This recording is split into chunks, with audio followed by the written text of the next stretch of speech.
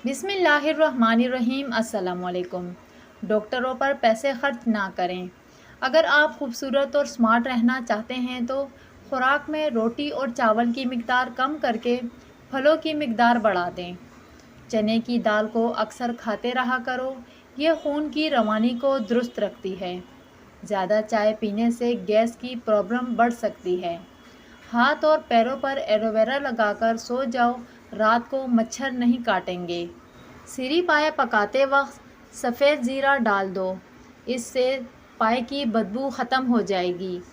नारियल खाने से बदन के अंदर सुस्ती और कमज़ोरी दूर हो जाती है। धूप की वजह से चेहरे की रंगत सांवली हो या धब्बे पड़ गए हों, इसके लिए अनार का रस लेकर चेहरे पर मल लें। जब ये खुश्क हो जाए तो इसके बाद चेहरा धो लें। शीशे को चमकाना है तो आलू के छिलके से साफ़ करो, शीशे चमक उठेंगे। निहार मुँह शहद चाट लेने से ज़िंदगी भर कोई बीमारी नहीं घेर सकती। इसबगोल रोज़ाना खाने से मैदे में तेज़ाबियत से होने वाली जलन नहीं होगी। प्याज काट कर अगले दिन इस्तेमाल के लिए मत रखो, वरना पेट की बीमारियां हो जाएंगी। सोते वक्त आँखों में सुरमा डालने से आँखों में चमक आ जाती है। दूध में किशमिश डालकर खाने से दिल को ताकत मिलती है। मसूर की दाल इस्तेमाल करने से पेट की बीमारियां ख़त्म हो जाती हैं।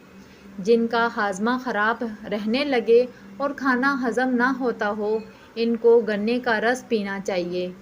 देसी घी और हल्दी मिलाकर चेहरे पर मसाज करें, सालों तक झुर्रियाँ नहीं पड़ेंगी।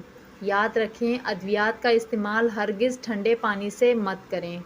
अगर आप 3 से 4 रोटियां खाते हैं तो वक्फे के साथ खाएं, एक साथ पेट भरकर मत खाएं।